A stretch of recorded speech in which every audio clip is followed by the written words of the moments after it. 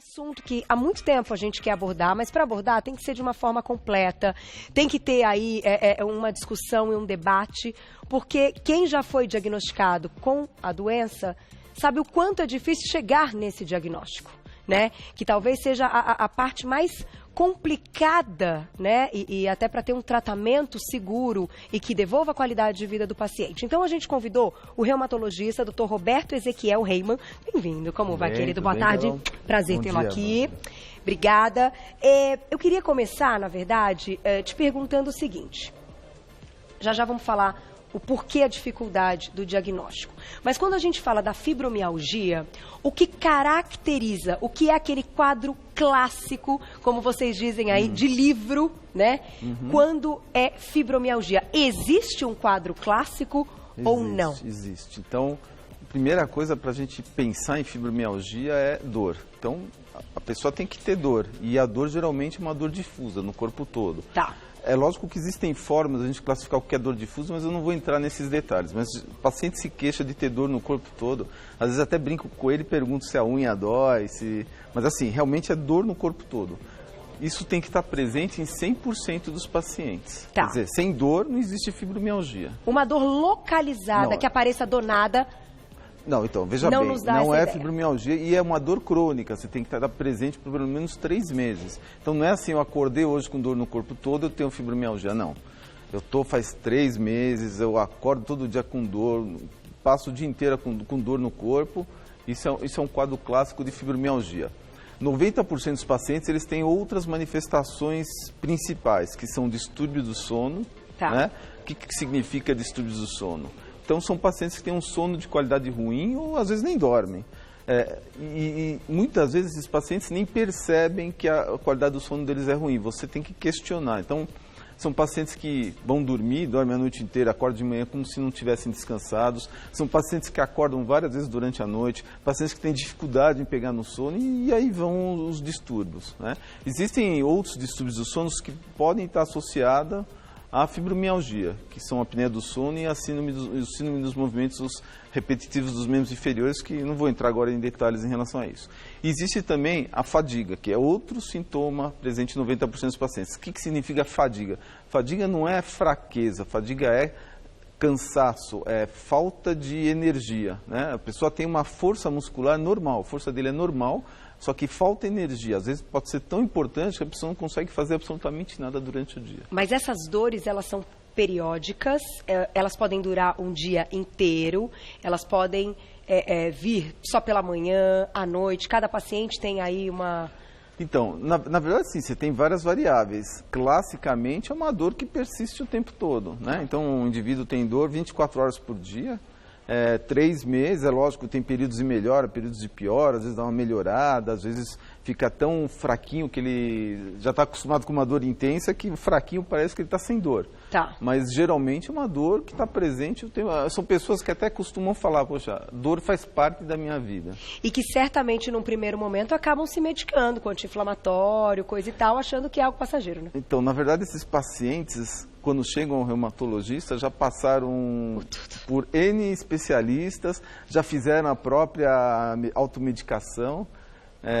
Até, claro. Muitos ainda, por incrível que pareça, muitos ainda chegam para a gente sem diagnóstico, porque no passado isso era uma coisa frequente, né? A fibromialgia era pouco conhecida, mas hoje em dia não tem tanto desconhecimento. Mas, por incrível que pareça, muitos ainda chegam sem diagnóstico, muitos já chegam com um diagnóstico também. Agora, doutor, claro, depois dessa busca, né, do paciente, até você encontrar um diagnóstico, é uma coisa, é a parte talvez até mais sofrida, porque você não entende ali porque que você não tem, por exemplo, um resultado em exame. Era aí que eu queria entrar com você.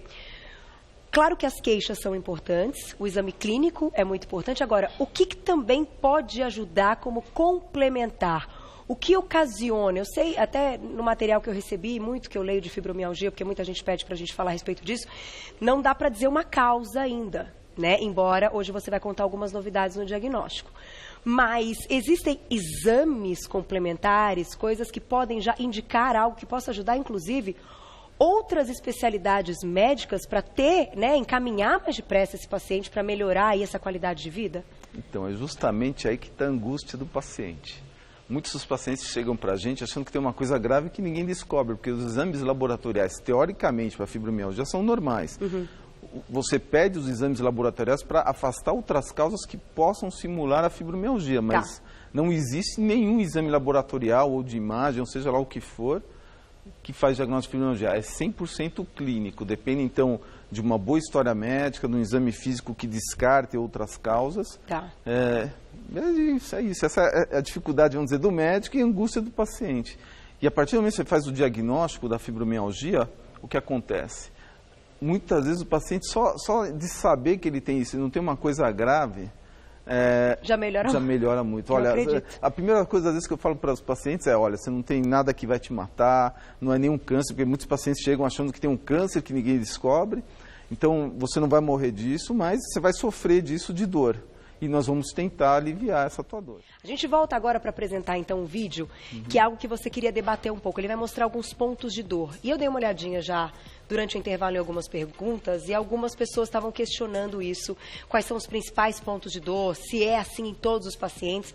Vamos lá, vamos soltar o vídeo. Fique à vontade aí para os seus comentários, doutor. Ele mostra uma... Está mostrando um quadro de dor difusa, né, que a pessoa sente, né? Então ele mostra que a pessoa está sofrendo dor difusa e aí ele está demonstrando os pontos dolorosos. Então, antigamente o diagnóstico da fibromialgia era feito através desses pontos dolorosos associados à dor difusa. Essa forma de diagnosticar a gente não utiliza mais. Não é que esses pontos foram abandonados. Essa é uma opinião própria minha, acho que a gente deve até utilizar, porque você de cara já tem uma ideia se esse paciente pode ou não ter fibromialgia, mas aqui ele está demonstrando que o principal problema da fibromialgia reside no sistema nervoso central, né? Então, o estímulo da dor começa na periferia, vai pelos nervos e chega até o cérebro, onde ele é reconhecido como dor. E existem mecanismos, depois que descem, para tentar diminuir a intensidade dessa dor. E que não são suficientes. Então o que acontece na fibromialgia? Essa transmissão dolorosa, vamos dizer, da periferia, por exemplo, aqui nesse exemplo, da mão, para o cérebro, ela está aumentada, está transmitindo mais dor que é o real. Então, por exemplo, se eu faço um carinho numa pessoa, às vezes pode ser transmitida como dor. E, ao mesmo tempo, aquele mecanismo que desce para inibir a dor ou diminuir essa dor está funcionando de forma inadequada, né? Aqui ele mostra novamente os pontos dolorosos. Então, são 18 pontos dolorosos. Então, nos critérios diagnósticos de 1990, que na verdade não foram criados para se fazer diagnóstico, mas sim para você formar populações de pacientes homogêneas para estudos e acabou se transformando num critério diagnóstico de forma inadequada, você tem que ter um quadro de dor difusa por pelo menos 3 meses, e aí eles colocam o que significa critério de dor difusa e a presença de pelo menos 11 dos 18 pontos. Tá? Isso tudo ao mesmo tempo. Só ao mesmo tempo. A pessoa nem sabe, né? A dor é tanta que você já não... Não, a dor é difusa. O que acontece é que, às vezes, no dia que o paciente chega no médico, antigamente, ele tinha 9 pontos e no outro dia já tinha 11. E esses pontos, ao contrário do que muitos especialistas usam, eles não servem para avaliar se o paciente está melhor ou está pior. Eles estão um pouco relacionados com o estresse emocional do paciente, esses pontos. O caso sempre acompanha um perfil de um paciente depressivo? A depressão vem no momento que vem a fibromialgia? Essa é uma excelente pergunta que eu adoro responder. Por quê?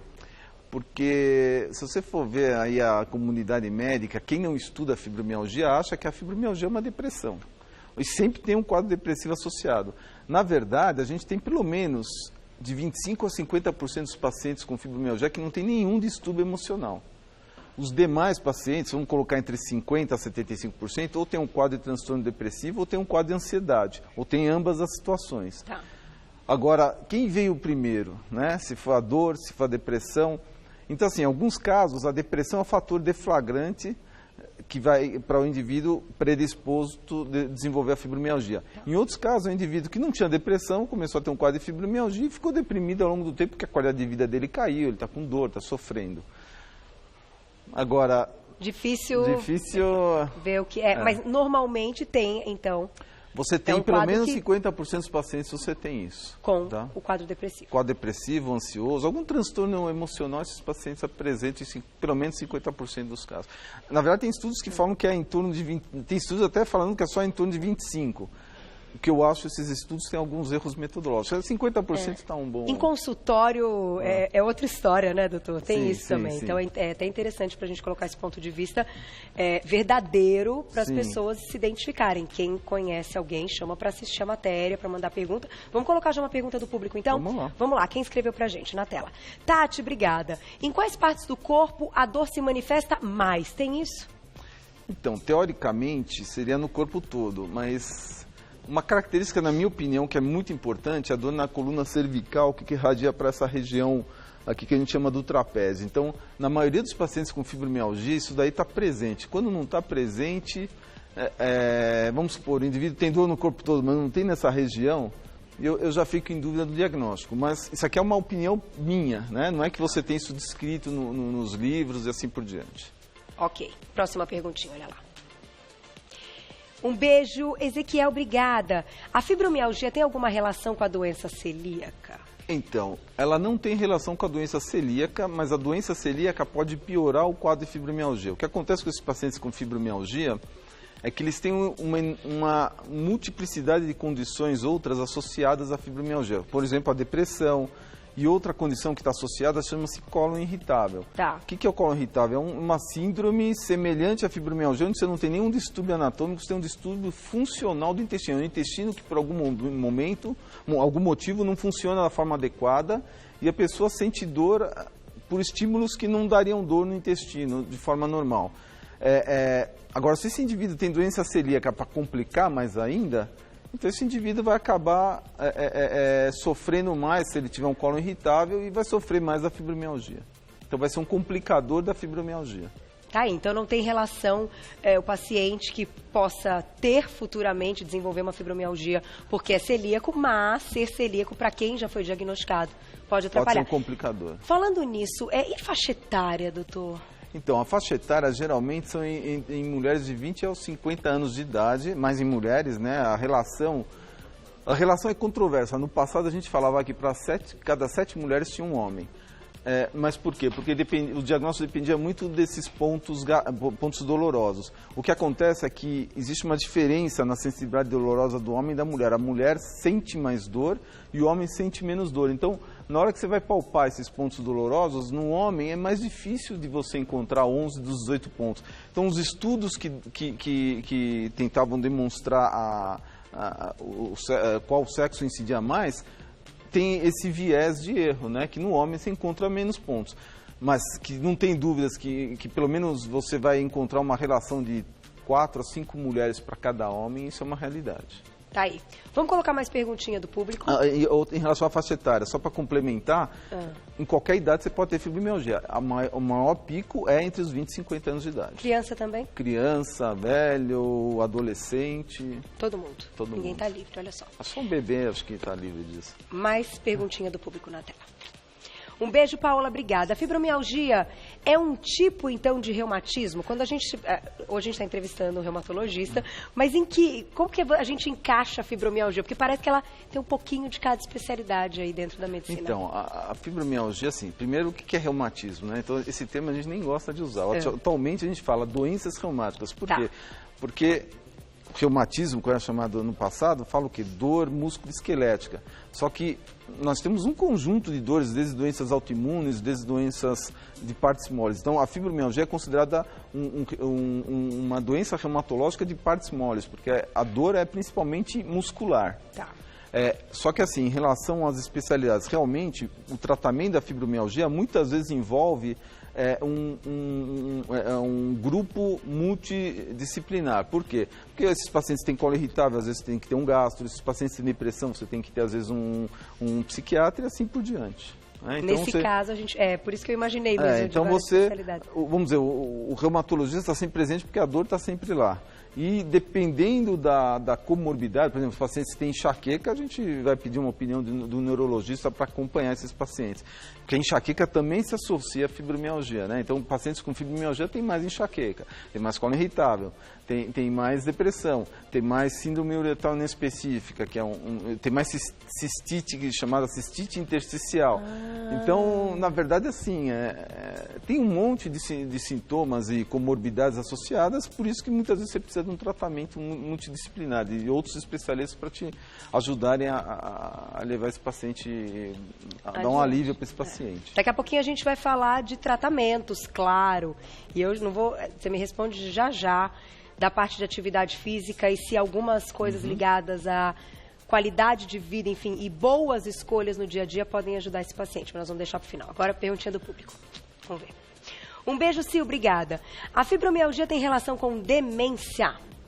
Não tem nenhuma relação com demência. O que existem atualmente alguns trabalhos, e ainda não são totalmente aceitos pela comunidade científica, porque tem algumas controvérsias, é que, assim, pacientes com fibromialgia, eles têm um envelhecimento cerebral 10 anos antes da população normal.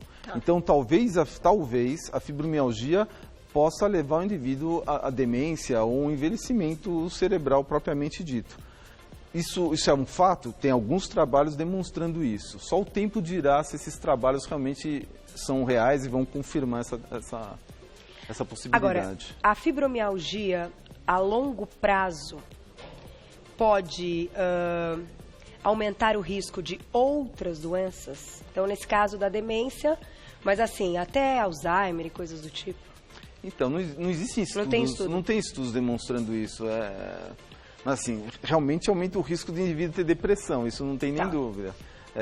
E aumenta o risco do indivíduo ter enxaqueca, porque a enxaqueca também é uma síndrome funcional.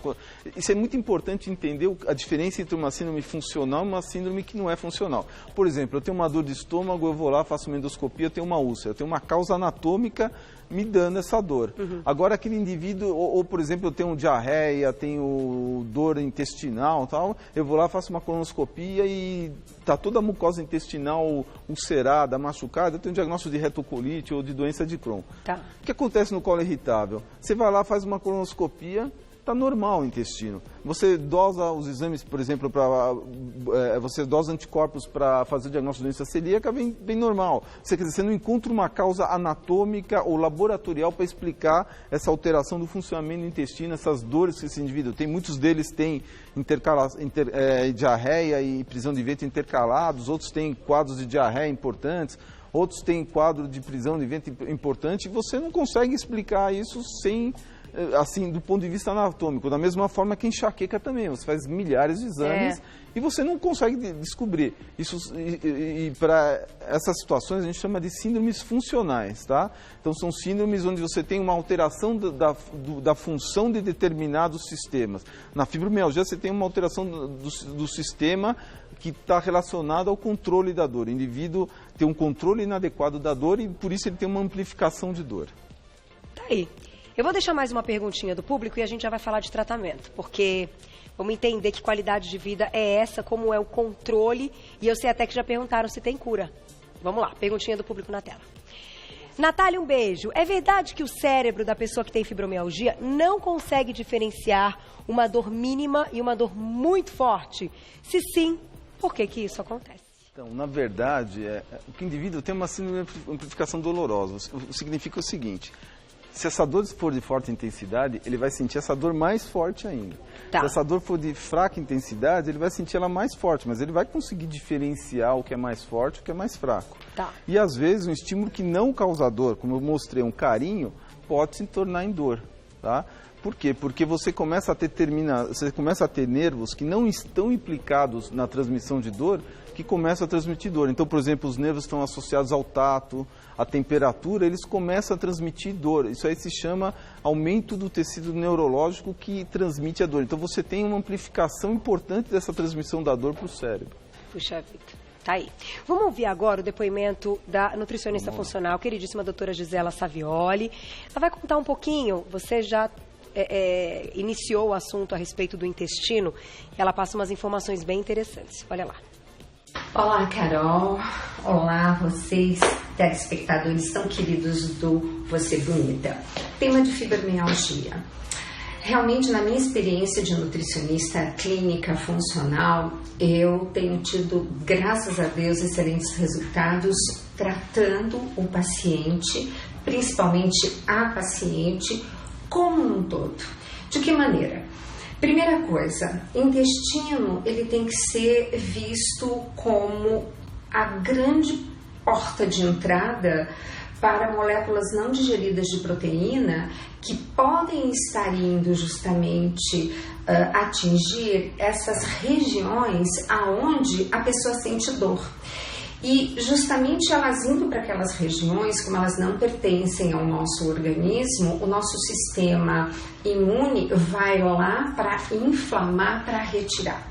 Então, intestino, como sempre vocês me conhecem, é a primeira porta de abordagem. Mas ela não é sozinha, ela é um todo. É o sistema emocional, o sono, que é uma coisa tão importante e que as pessoas com fibromialgia têm tanta dificuldade em ter um sono reparador, porque na hora que a gente dorme, Carol, é que tudo que aconteceu durante o dia é consertado e pessoas com fibromialgia tem esse grande problema. Mas enfim, é uma palavrinha rapidinha, né, para um tema tão grande.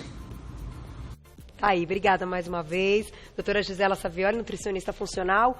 Instagram, para quem quiser saber mais, mandar perguntas, inclusive, a respeito do assunto, é o @Gisela Savioli. Vocês já encontram. Queridíssima doutora Gisela, o que você acha das palavras aí? Então, vamos Vão ao comentar. encontro. Eu vou pensar algumas palavras do que ela falou. Então, tratar o paciente como um todo, isso é extremamente importante. Por quê? Porque o paciente com fibromialgia, como vocês viram, eles têm vários sintomas e não é só a dor que está presente. E às vezes, o sintoma que mais pega não é o sintoma da dor, mas, por exemplo, o colo irritável. Então, eu tinha, por exemplo, uma paciente que acordava toda noite com dor intestinal. Chegou a ser internada por causa de dor intestinal, que a gente achava que ela tinha alguma coisa séria. E era só o colo irritável da fibromialgia dela. Tem outros pacientes que a dor difusa não é tão importante, mas esse paciente tem umas enxaquecas bravas. Então você tem que tratar ele como um todo e ver o que está pegando nesse paciente, o que é o sintoma mais importante. É bom que ela tocou no assunto do sono, né? Então, o paciente com fibromialgia, ele tem que ter uma educação em relação ao sono, né? Então, assim, não adianta esse paciente começar a tomar café antes de dormir ou fazer atividade física antes de dormir. Ele tem que fazer atividade física, mas não antes de dormir. Então, ele tem que ter uma coisa que a gente chama de higiene do sono. Ter um quarto escuro, silencioso, evitar de ter a TV no quarto. E o celular. E o celular e companhia limitada. O quarto deve ser para dormir e ter relações com o cônjuge. Ponto final. É isso. Agora, esse lance do sono é até interessante, né? E da atividade física também que você citou. Então, vamos entrar nessa parte. Bom, tudo que a gente fala aqui no programa, eu sou uma que defendo e levanto a bandeira da atividade física, é sempre para ser algo que melhore, né, uma série de coisas no organismo. Agora, no caso de quem tem a fibromialgia e que a pessoa está ali com dor, existe uma barreira para ele praticar atividade física. O que é feito? A gente já pode entrar em tratamento, então existem medicações que vão diminuir essa dor para que ela consiga trabalhar, fazer atividade física, enfim, estar aí numa vida social, sair com outras pessoas, ir a festas. É possível? Ou ela precisa aprender a lidar com a dor e fazer tudo isso sentindo dor? Então, aprender a lidar com a dor é uma forma muito fácil do médico falar, olha... Difícil para quem se vira. Isso daí não é a forma de tratar.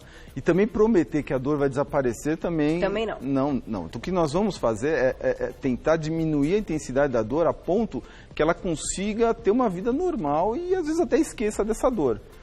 Não vou te dizer que não existem pacientes que até ficam sem dor. Existe essa possibilidade, mas a gente nunca promete. Tá. E realmente existem medicamentos para a gente tentar diminuir a dor. A gente entra com medicamentos antidepressivos, em geral, ou antiepiléticos, né? Na verdade, esses antiepiléticos são neuromoduladores. Qual é a função desses medicamentos, né? Eu não estou dando... Eu vou dar o antidepressivo mesmo se o indivíduo é deprimido ou não. Por quê? Porque esses antidepressivos eles vão agir em neurotransmissores. Os antidepressivos vão agir principalmente na serotonina, na noradrenalina, né? Que que estão funcionando de forma inadequada na fibromialgia... Eles também mudam, né? Então, são os neurotransmissores que diminuem a dor. Tá. E eles estão... Tá faltando serotonina e noradrenalina no corpo desses pacientes. Entendi. Então, o fato é dar mais um pouco... Tentar disponibilizar, você não está dando, você está tentando aumentar a disponibilidade do que o corpo já produz. Ah, entendi. Tá? E os neuromoduladores vão tentar diminuir a liberação dos neurotransmissores associados à transmissão de dor. Ou seja, eles tentam diminuir essa transmissão de dor que vai para o cérebro. E isso, claro, é para o resto da vida. Não diria que é para o resto da vida, porque os pacientes às vezes melhoram, eles se inserem na atividade física, às vezes a atividade física sozinha depois consegue manter o indivíduo sem dor. Em relação à atividade física, eu quero falar da barreira que você colocou. Né? Vamos falar da barreira, então, porque muitas né? vezes, a gente sabe, inclusive, para quem não tem fibromialgia, a pessoa está com uma dorzinha, um comecinho de resfriado, que é um negócio bem mequetrefe, vamos falar assim, e fala assim, ai, hoje eu não vou. Pode fazer sua colocação. Então imagine alguém que tem uma fadiga intensa, uma dor intensa, e você chega e fala, olha, você tem que fazer atividade física. Então, assim, na verdade, é muito importante que todo o tratamento seja traçado entre o médico e o paciente tem que ter uma voz ativa. Então, a atividade física, na verdade, é o principal tratamento da fibromialgia. Então, fui no ponto. É o único tratamento que está demonstrado que sem questionamentos que levam à melhora dos pacientes com fibromialgia. Que tipo de atividade física? Na verdade, quem vai escolher o tipo de atividade física é o paciente. A melhor é a aeróbica, mas musculação, alongamento, hoje em dia a gente sabe que ajuda também. E a intensidade disso tem que ser adaptada para cada paciente. Por quê? Porque se a gente começar com uma intensidade acima do normal, esse paciente certamente vai ter dor e não volta nunca mais para fazer atividade física. Isso não quer dizer que um grupo de pacientes, mesmo que se adapte à intensidade adequada, tem alguns pacientes que no começo eles têm uma piora da dor e a gente tem que dar o suporte para eles aguentarem isso daí para depois eles começarem a sentir a melhora. Então, às vezes, o que acontece também é que às vezes o paciente mantém aquela crença de que, olha, eu tenho dor, tenho fadiga, eu não vou fazer atividade física que eu vou piorar. Isso você vê na prática. Aí você tem que quebrar essas crenças do paciente e estimular ele para fazer essa atividade. Aí. Muito bom saber disso. Fui direto ao ponto sem saber, porque isso não estava no meu...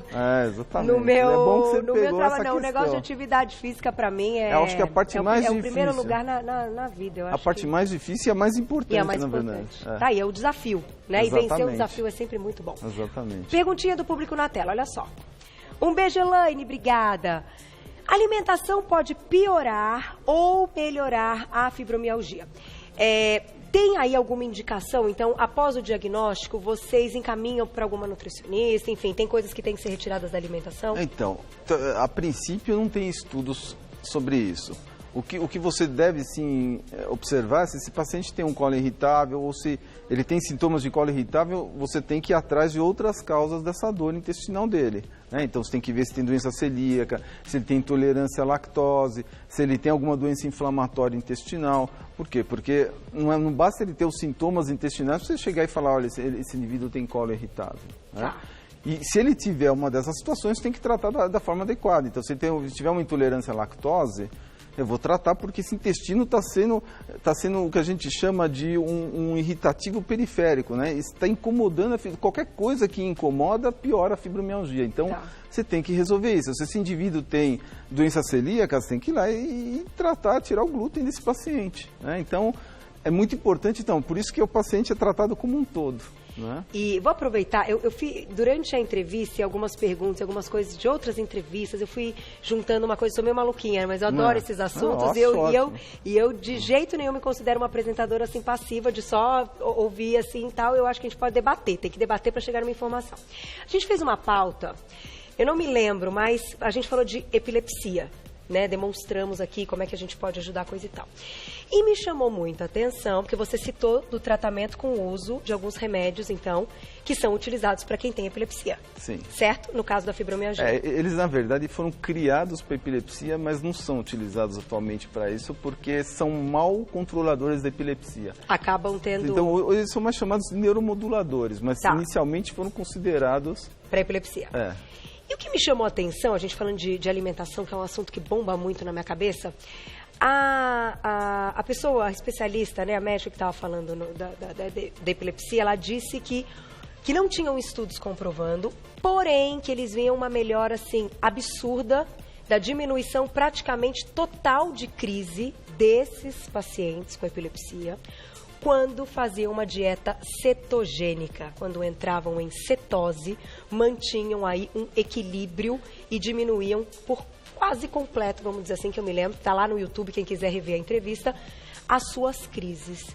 E aí agora me veio isso na cabeça pensando no lance da fibromialgia, porque não são coisas completamente diferentes, mas num fundo podem ter alguma semelhança, coisa e tal. Já teve algum estudo envolvendo? Que eu saiba, uma situação de cetose, não né? desconheço.